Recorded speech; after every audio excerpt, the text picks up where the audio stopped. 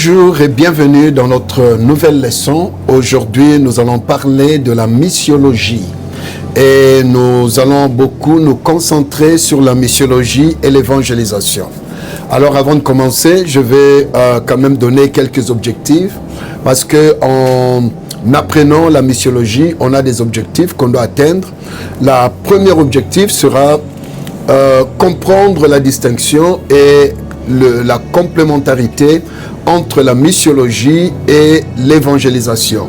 Alors lorsqu'on parle de la missiologie, on voit la théorie, et lorsqu'on parle de l'évangélisation, on voit la pratique. Deuxième objectif, c'est acquérir une vision biblique, historique et stratégique de la mission de l'Église. Donc nous allons mettre des bases sur l'historique et les stratégies de la mission de l'Église. Et puis, nous allons aussi développer une approche réfléchie, respectueuse et efficace pour partager l'Évangile dans des contextes contemporains. Donc, c'est très important pour nous de savoir ces objectifs, car elles vont nous aider à atteindre notre but. Et nous allons aussi voir la structure détaillée de notre cours, les points essentiels que nous allons toucher. Dans l'introduction, nous allons nous poser la question: pourquoi est-il important d'apprendre la missiologie? Et là, nous allons définir la missiologie et l'évangélisation. Et puis, nous allons présenter les deux piliers de l'évangélisation et la missiologie. Donc, lorsque je parle de deux piliers, c'est que la réflexion stratégique qui est dans la missiologie et l'action pratique qui est dans l'évangélisation. Alors, le cours est divisé en 5 parties et la première partie parlera des fondements théologiques de la mission. Donc, nous allons plus parler des fondements théologiques de la mission. Et là, notre objectif sera d'établir le pourquoi biblique et théologique de la mission. Donc, lorsqu'on parle de la mission, on doit avoir le pourquoi, on doit savoir le pourquoi. Donc, le chapitre 1 sera le Dieu de la mission. En latin, c'est Missio Dei. Et puis, le deuxième chapitre sera le récit biblique de la mission. Et puis, le troisième chapitre sera les grands thèmes théologiques. Là, nous allons parler des grands thèmes théologiques. Et puis, nous allons partir dans la deuxième partie, qui sera la leçon de l'histoire. Lorsqu'on parle de la mission, il y a une histoire derrière la mission. Alors, on va entrer dans l'histoire de la mission. Et là, notre objectif, ça sera d'apprendre les succès et les échecs du passé. Parce que le passé enseigne le présent et le futur. Donc, nous allons voir les succès et les échecs du passé. Dans le chapitre 4, nous allons voir les époques clés de la mission. Nous allons, dans la troisième partie, nous allons voir les cadres stratégiques. La missiologie en action. Là, l'objectif sera de comprendre les outils de réflexion pour une mission pertinente. Donc, c'est que dans le chapitre 5, nous allons parler du contexte culturel et inculturation. Donc, là, nous allons voir cela. Et puis, le chapitre 6, nous allons voir la théologie des religions. Nous sommes dans une époque là où il y a beaucoup de religions. Et chaque religion a sa théologie que nous allons voir. Parce qu'en comprenant cela, ça va nous aider à bien approcher les différentes religions que nous rencontrons afin de les apporter la parole. Le 7e chapitre, nous allons parler de l'élaboration ou bien élaborer une stratégie missionnaire.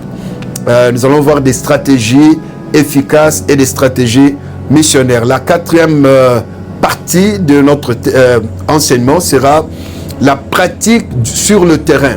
Et lorsqu'on parle de la pratique sur le terrain, on voit l'évangélisation. Et là, on va parler, dans l'objectif que nous allons toucher ici, sera passer de la théorie à la pratique concrète. Et le 8e chapitre sera les formes d'évangélisation. Et le 9e chapitre sera la dynamique de la conversion et du discipolat. Et puis le dernier et la cinquième partie, ça sera les défis contemporains et l'avenir. Donc notre objectif sera de préparer l'Église pour les défis actuels. Et là, nous sommes au 10e chapitre, qui sera la mission dans le monde post-moderne et sécularisé. Et puis nous avons le 11e chapitre, qui est la mission intégrale. Et puis le 12e chapitre, qui sera la mission de tous vers tous. Et c'est par là que nous allons clôturer notre enseignement. Donc là, nous allons commencer par l'introduction. Et dans l'introduction, nous allons essayer de définir les mots. Ici, nous allons définir le mot missiologie. Et puis, nous allons définir le mot évangélisation. Ce sont deux mots qui sont similaires, mais qui sont différents dans leur contexte. Le premier mot que nous allons définir, c'est la missiologie. Et la missiologie, c'est la science ou l'étude de la mission. C'est une discipline théologique qui réfléchit de manière critique sur le quoi, le pourquoi et le comment de la mission de l'Église dans le monde. Donc, lorsque nous parlons de la missiologie, nous avons ces trois questions que nous devons essayer de répondre. C'est le quoi, le pourquoi et le comment. Donc, lorsqu'on parle du quoi, c'est qu'est-ce que nous devons apporter aux gens. Et le pourquoi, c'est la raison pour laquelle nous devons faire la mission. Et le comment, ce sont les stratégies que nous devons mettre en place pour apporter la mission. Et puis, l'évangélisation, c'est l'acte ou la pratique de proclamer l'évangile. C'est l'annonce concrète et verbale du message de Jésus-Christ pour appeler les gens à la foi. Donc nous comprenons que lorsque nous parlons de l'évangélisation, c'est un acte, c'est une pratique, là où nous proclamons le message de Jésus-Christ pour que les gens qui vont l'écouter puissent se venir vers la foi. En résumé, je dirais que la missiologie est la théologie, l'évangélisation et la pratique. Non, pas la théologie, la théorie. Dans la mission et la théorie, et l'évangélisation et la pratique. Donc, lorsque nous parlons, nous mettons une différence entre la missiologie et l'évangélisation. Donc, nous voyons que la missiologie est plus théorique, est plus basée sur la théorie. Mais l'évangélisation, c'est lorsque nous entrons dans la pratique. La missiologie pose la question, que devons-nous faire et pourquoi? Mais l'évangélisation dit, allons le faire. Donc, lorsque nous sommes dans la missiologie, on est là en train de voir les stratégies, de développer des théories. Et puis, lorsque nous entrons dans l'évangélisation, on se donne l'objectif d'entrer sur terrain pour aller faire le travail. Alors, la missiologie est la réflexion stratégique. Lorsqu'on parle de la réflexion stratégique, on entre dans une autre dimension, là où la missiologie est un champ d'étude qui puise dans la Bible l'histoire, la théologie, l'anthropologie et la sociologie pour comprendre et orienter la mission de l'Église. Donc, la mission de l'Église n'est pas seulement quelque chose de très simple, qu'on va se lever, ok, maintenant on se lève et puis on part faire la mission. Non, il faut être capable de comprendre d'abord la Bible. Dès que vous comprenez la Bible, vous devez aussi comprendre l'histoire. Dès que vous comprenez l'histoire, vous devez comprendre la théologie. Et dès que vous comprenez la théologie, vous devez aussi comprendre l'anthropologie. Et puis, comprendre aussi la sociologie. Parce que vous faites affaire avec des communautés, avec une société qui a son passé, qui a sa culture et qui a son histoire. Donc, si nous mélangeons la connaissance de la Bible, la connaissance de l'histoire et la théologie, l'anthropologie et la sociologie, ça va nous aider à avoir une très grande compréhension de l'orientation de la mission de l'Église. Donc ici, les domaines d'études principaux, lorsque nous parlons de la missiologie, il y a des domaines dans lesquels nous devons étudier pour avoir une compréhension profonde de la missiologie. Alors, les études doivent se faire dans les domaines suivants. Le premier domaine sera la fondation biblique et théologique. Il est très important. Tu ne peux pas aller faire une mission si tu n'as aucune fondation ou bien aucun fondement biblique ou bien théologique.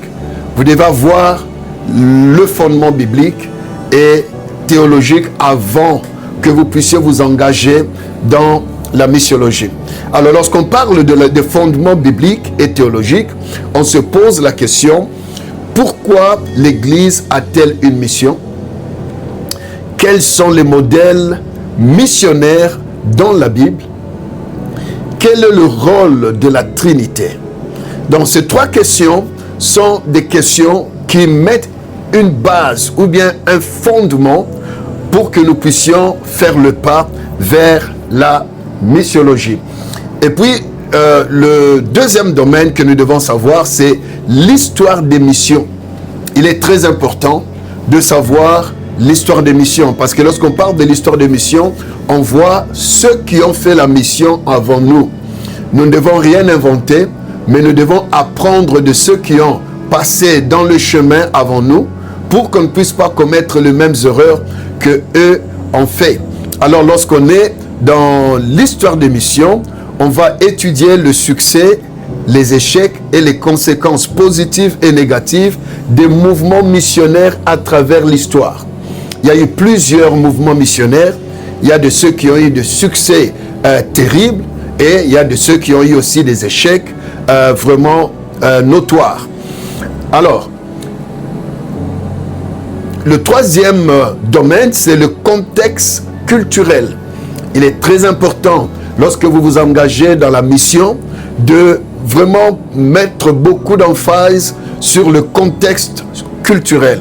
Et lorsqu'on parle du contexte culturel, on voit comment présenter l'évangile de manière pertinente et compréhensible dans une culture spécifique, sans le dénaturer. C'est ce qu'on appelle l'inculturation. Donc ici, lorsqu'on parle du contexte culturel, c'est que nous devons tenir compte de la culture, de la société là où nous partons amener l'évangile. Et lorsque nous partons amener l'évangile dans une société, on doit faire attention à l'inculturation. Nous allons voir la signification de ce mot, parce que c'est un mot qui est très très important dans le contexte, parce qu'on est ici dans le contexte culturel et la mission sans le contexte culturel est un échec total. Et puis nous avons un autre domaine que nous devons aussi étudier, c'est la stratégie missionnaire.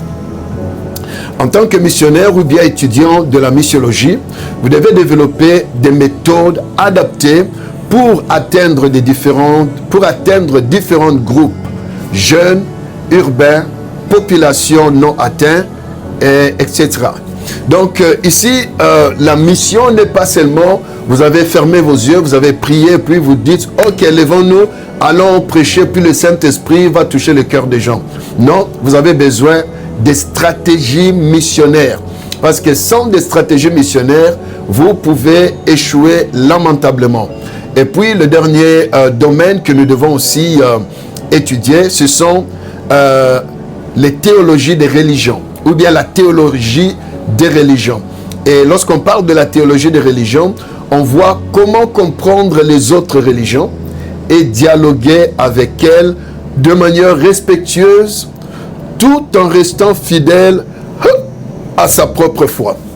Amen. Donc c'est très important, parce que lorsque nous partons dans une ville, nous partons dans un village ou bien dans une communauté, on va aussi trouver d'autres religions, d'autres théologies qui existaient déjà.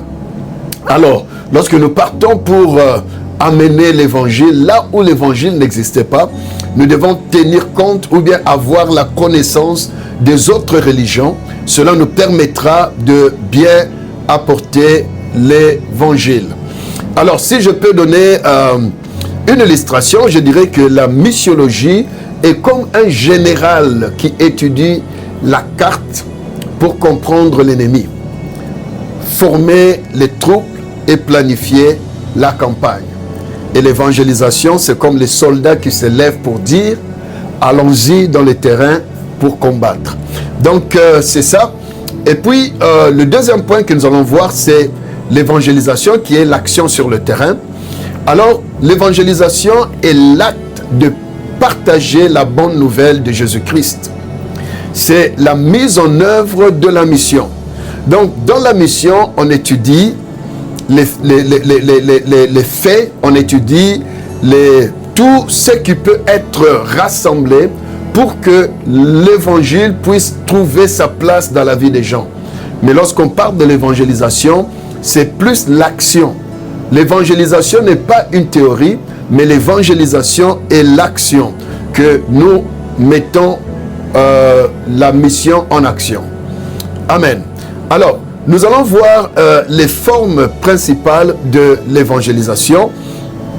Nous avons plusieurs formes d'évangélisation. Nous avons l'évangélisation verbale ou proclamative. L'évangélisation verbale et proclamative, c'est annoncer clairement le message du salut par Jésus-Christ, la prédication, le témoignage personnel ou des conversations individuelles.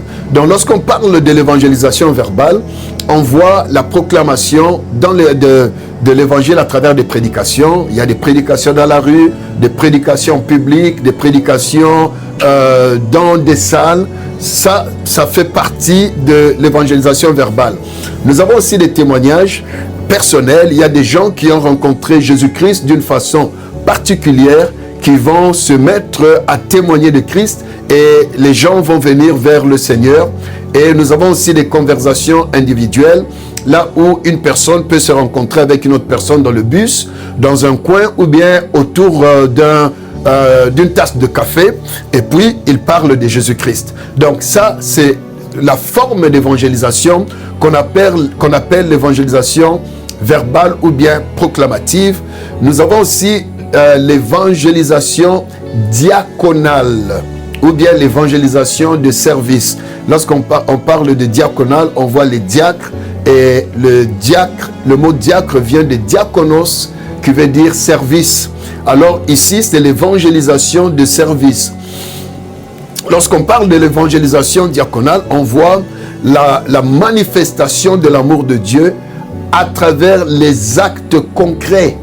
Donc ici, nous voyons des actes qui sont posés et ces actes-là peuvent amener des gens à Jésus-Christ. Je donne l'exemple d'aider les pauvres. Il y a des pauvres qui sont dans le besoin, vous apportez l'aide, le soin des malades, la justice sociale. Il y a des gens qui sont discriminés, mais l'Église se lève pour donner justice à ces gens. Alors, il y a beaucoup de façons d'utiliser l'évangélisation diaconale. Nous allons voir cela dès qu'on va descendre en bas. Et là, on prêche l'évangile par des actes que par des paroles.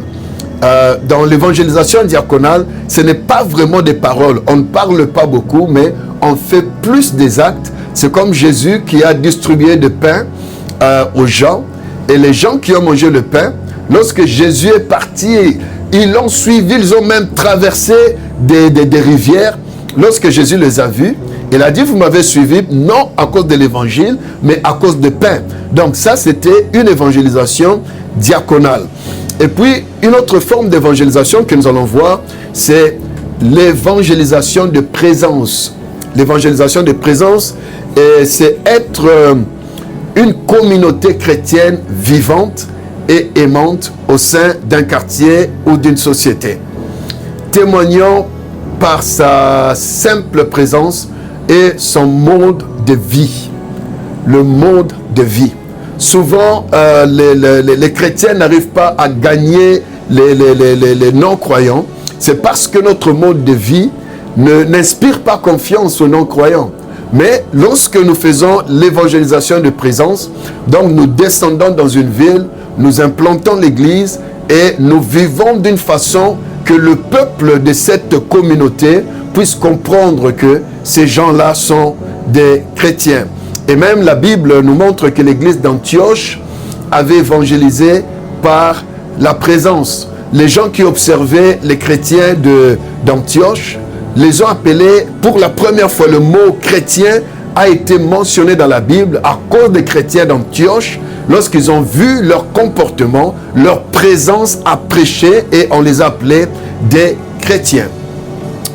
Et puis nous allons aussi voir l'évangélisation numérique. L'évangélisation numérique, c'est utiliser les médias et les sites web, les podcasts et les autres outils numériques pour partager sa foi. Donc, dans notre génération, la génération actuelle, moderne, c'est une génération numérique. Et si vous prêchez l'évangile sans le numérique, vous n'allez pas impacter cette génération. Il y a d'autres personnes qui peuvent être atteintes que par le numérique.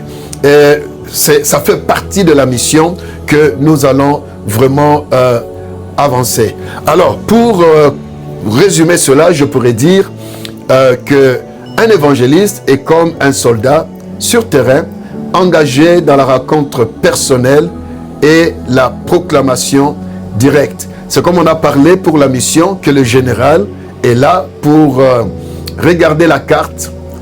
Le général est là pour comprendre l'ennemi et puis planifier la campagne. Mais l'évangéliste est comme un soldat sur terrain, engagé à rencontrer personnellement l'ennemi et proclamer directement. Alors, nous allons voir les liens entre les deux disciplines. Donc, pourquoi les deux disciplines sont essentielles? Une mission efficace nécessite les deux. Sans l'un, chacun devient boiteuse et même dangereuse. Donc, la mission et l'évangélisation marchent ensemble. Vous avez besoin de mixer l'évangélisation et la mission. Si l'évangélisation n'a pas de mission, elle est boiteuse. Et si la mission n'a pas l'évangélisation, elle est aussi boiteuse. Elle est incomplète.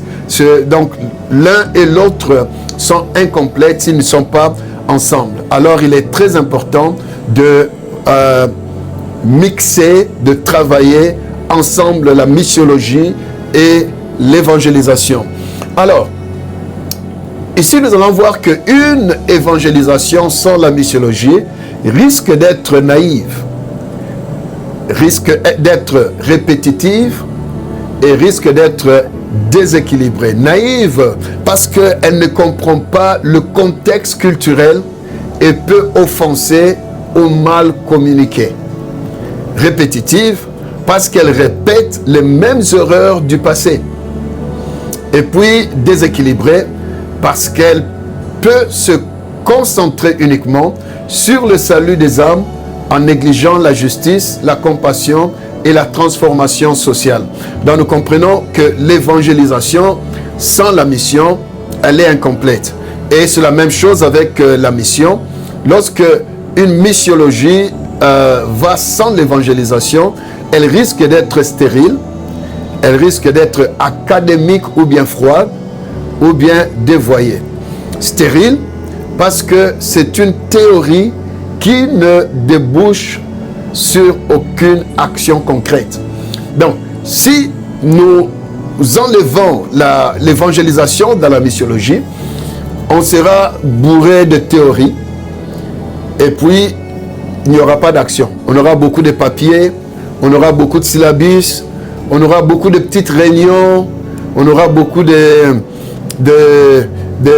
réunions sur le Zoom, mais action sur terrain, ça sera zéro. Donc, elle sera stérile. Académique ou froide, c'est qu'elle peut oublier que son objectif d'étude est un message de vie destiné à des personnes réelles. Si nous enlevons l'évangélisation, c'est que la missiologie va se concentrer sur les études. On va faire des recherches, on va lire des livres, on va faire des présentations, on va parler, on va prendre beaucoup de temps et faire cela académique.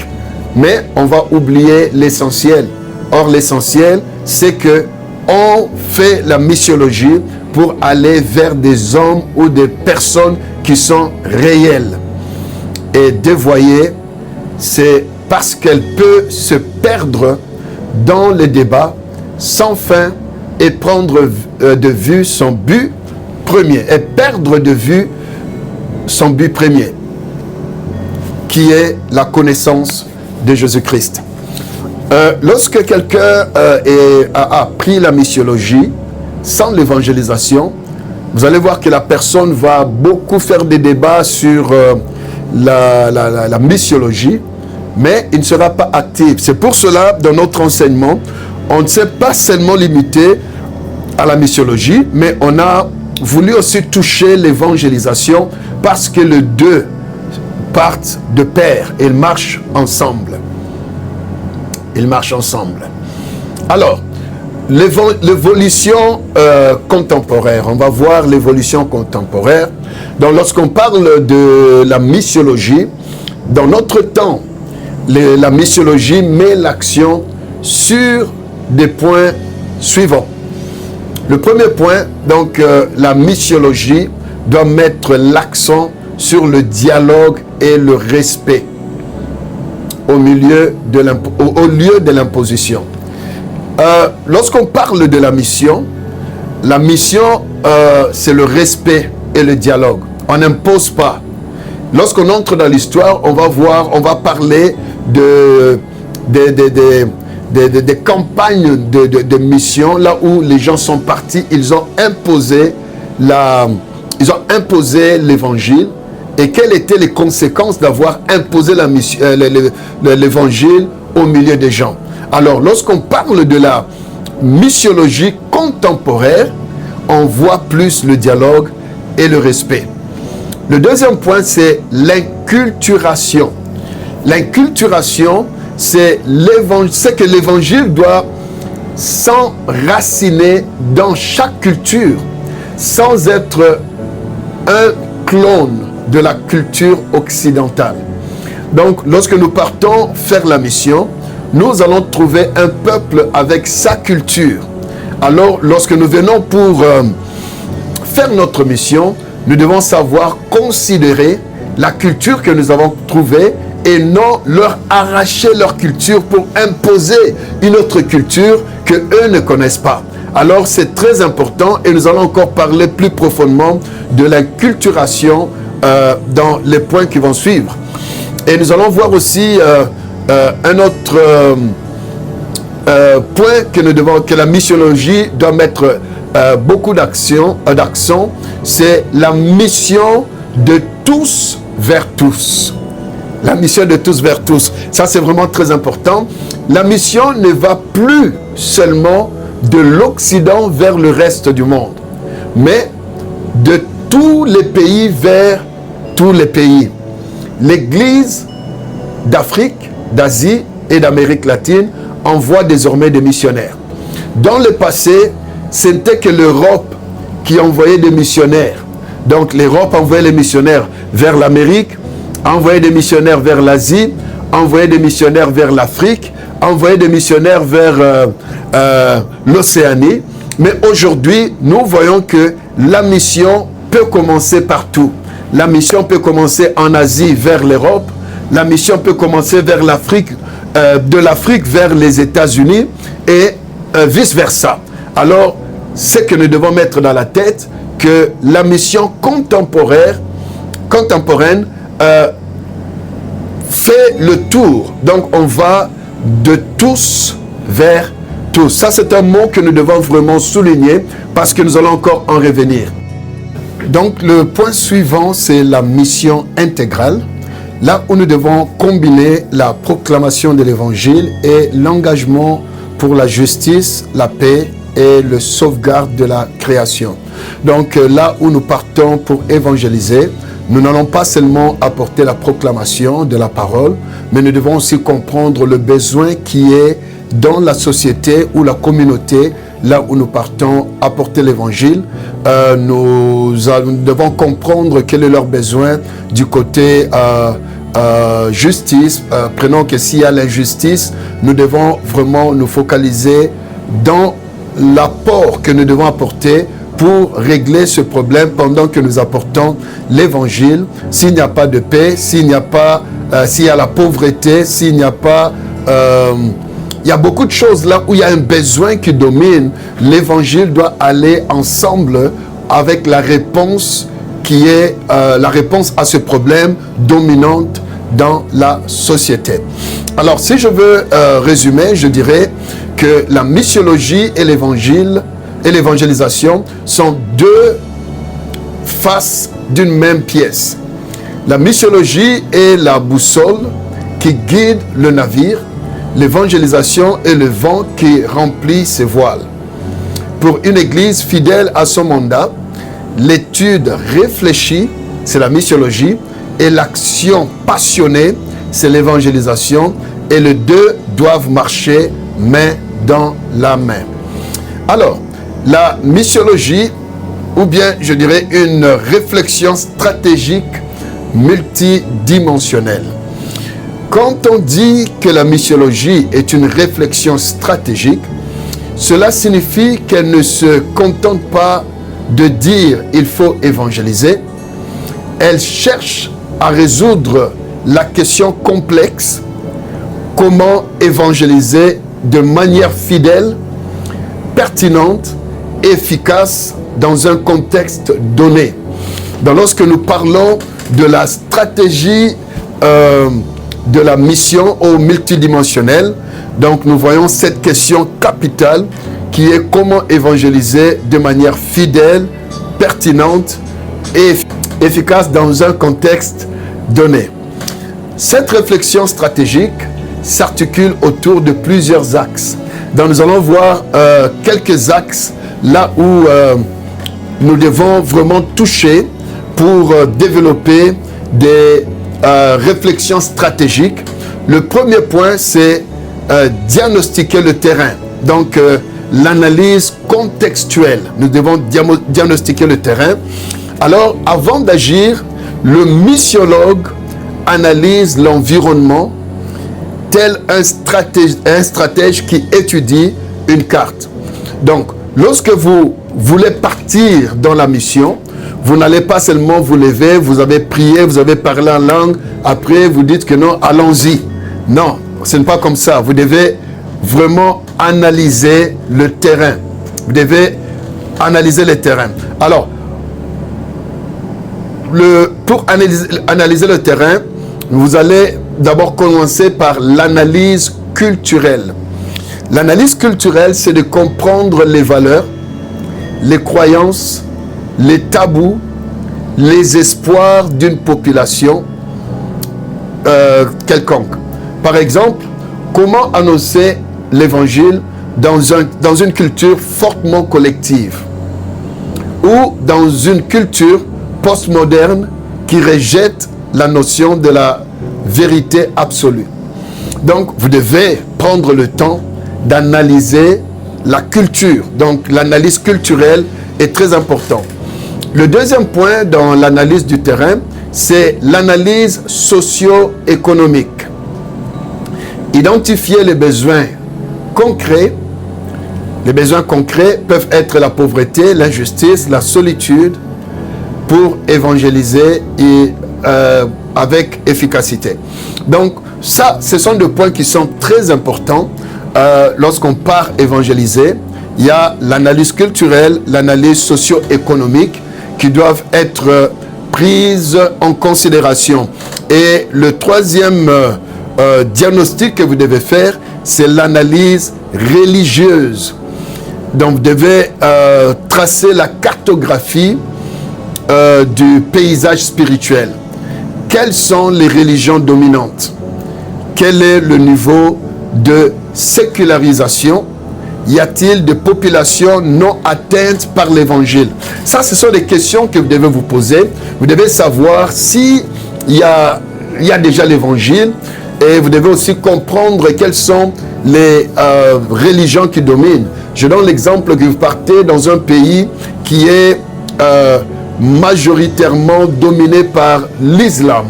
Donc, si vous ne savez pas cela, vous aurez beaucoup de difficultés pour évangéliser. De la même façon que vous partez en Inde, vous allez trouver plusieurs religions, mais si vous ne connaissez pas ces religions, ça sera aussi difficile pour vous de évangéliser. Le deuxième point, c'est définir les objectifs. Lorsque vous définissez les objectifs, vous répondez à la question « Pourquoi ?» Donc, ici, vous êtes dans le « Pourquoi » de l'évangile. Alors ici, la stratégie a besoin d'un but clair. Donc, vous devez définir des objectifs en établissant un but qui est très clair. La missiologie puise dans la Bible et la théologie pour définir 1. Le but est-il uniquement de sauver des âmes pour l'au-delà? 2. Est-il de fonder des églises autonomes et matures? 3. Est-il de transformer toute la société par des valeurs du royaume de Dieu, justice, paix, amour? 4. La vision missionnaire moderne tend vers une mission intégrale qui combine ces dimensions. Donc ici, nous comprenons que nous ne pouvons pas juste aller pour faire l'évangile, mais nous devons avoir des objectifs vraiment bien établis.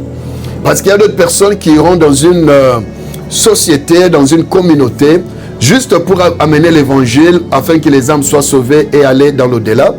Il y a d'autres qui vont aller pour établir des églises.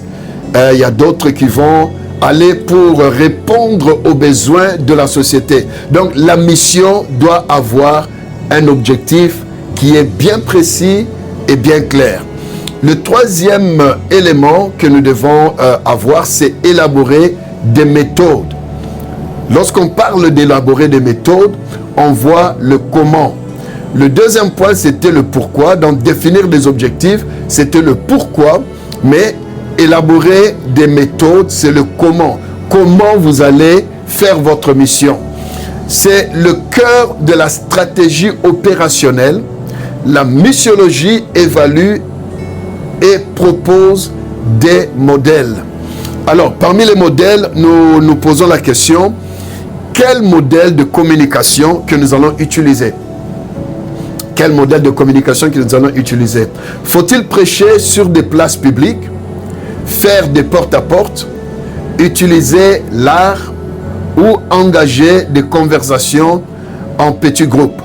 Il y a d'autres villes, il y a d'autres communautés, lorsque vous partez avec la musique, des danses, ça ouvre la porte pour l'évangile. Mais à d'autres places, pour évangéliser, vous devez mettre vraiment ici croisade d'évangélisation. S'il n'y a pas croisade d'évangélisation, les gens vont fermer des portes. Donc, chaque communauté a sa façon de communiquer, de communier. Alors, c'est à vous maintenant de définir une méthode. Avant d'aller, vous devez étudier, comprendre quelle est la méthode que vous devez utiliser pour communiquer avec les parties, les gens. Alors, l'autre question qu'on doit se poser dans le comment, c'est quel modèle d'implantation d'église que nous devons avoir? Faut-il créer des églises maisons, des méga-churches ou des communautés monastiques urbaines? Donc, lorsque nous partons, nous devons développer la mission, nous devons d'abord avoir en tête l'objectif de l'implantation des églises que nous devons avoir. Est-ce que nous devons directement commencer dans des maisons ou bien nous devons directement construire des buildings et puis commencer à chercher à remplir ce building? Donc tout ça, c'est très important, la méthode ou bien le modèle d'implantation d'église. Et puis nous devons aussi comprendre quel est le rôle, quels sont les rôles que nous devons donner aux laïcs. Et la stratégie est-elle centrée sur un pasteur ou sur l'envoi de tous les croyants dans le sphère d'influence, monde de travail, université, etc. Donc ici, lorsqu'on parle du rôle des laïcs dans la mission, c'est très important. Parce que si on se concentre seulement aux ministres qui sont ordonnés, ils auront un poids très lourd sur leurs épaules. Alors, lorsque nous développons des stratégies pour aller faire la mission, nous devons penser au rôle que les laïcs vont jouer pendant notre mission. Alors ça, c'est vraiment très important que nous devons savoir. Quatrième point, c'est l'évaluation et les ajustements. Nous devons évaluer chaque travail que nous faisons et nous devons ajuster là où nous devons ajuster. Une bonne stratégie est flexible. Nous ne devons pas être rigides avec nos stratégies, mais nous devons être flexibles. La missiologie observe les résultats, écoute les retours du terrain et ajuste les approches. Elle apprend autant des échecs que des succès. Donc lorsque vous êtes en train de faire le travail de la mission, vous devez être très flexible et vous devez à chaque moment avoir le temps d'évaluer. Vous devez tracer les périodes d'évaluation. Ne mettez pas seulement, surtout nous les charismatiques, oh non, le Seigneur sait, le Saint-Esprit nous accompagne. Non, le Saint-Esprit nous a donné aussi l'intelligence pour évaluer. Nous devons évaluer, est-ce qu'on a avancé, qu'est-ce qui a marché, qu'est-ce qui n'a pas marché, et puis vous ajustez. Même les objectifs que vous avez tracés, si les objectifs sont trop hauts et que vous sentez que dans le terrain, les actions que vous avez faites vous poussent à rabaisser un peu vos objectifs, soyez flexible, ajustez vos objectifs, cela va vous amener à bien atteindre ce qui n'est pas atteint. Ok, donc là nous allons parler de quelques analogies entre l'architecte et le maçon. Donc l'évangélisation est comme le maçon, il pose des briques avec compétence, passion. Son travail est essentiel, visible et concret. Donc ça, c'est l'évangéliste qui pose des briques. Il fait le travail, un travail qui est concret. Alors le missiologue est comme un architecte. Il dessine des plans.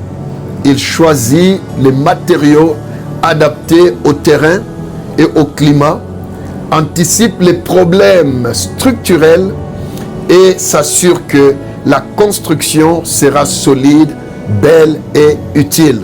Donc nous comprenons que les deux sont appelés à marcher ensemble. L'évangéliste et le missiologue doivent marcher ensemble.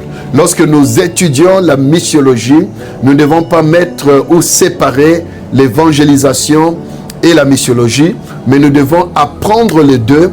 Et même lorsque nous allons entrer sur terrain, nous devons être des missiologues et en même temps des évangélistes pour voir un résultat qui est très très efficace.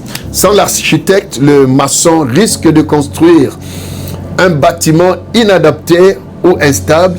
Sans le maçon, le plan de l'architecte reste un beau dessin dans le tiroir.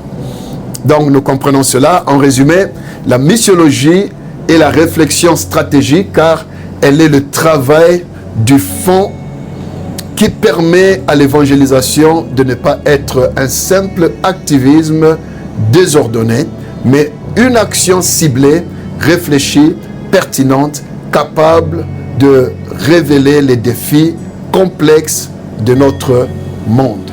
Donc, ça c'était notre introduction. On a vraiment parlé de l'évangélisation et la missiologie. Et aujourd'hui, nous allons, ça c'est la première partie, nous allons nous limiter ici. Et dans la deuxième partie, nous allons entrer dans d'autres points qui seront très très profonds. Là, nous allons parler du Dieu de la mission, ou bien le Dieu missionnaire. Nous allons voir comment la mission n'a pas commencé chez nous les hommes, mais ça a commencé par Dieu lui-même. Dieu était un missionnaire et nous, on a seulement hérité de cette mission de sa part. Alors, merci beaucoup de nous avoir suivis aujourd'hui. Et si vous avez des questions, n'hésitez pas à les poser et nous serons là disponibles pour vous répondre. Donc, on se voit à la session prochaine. Merci.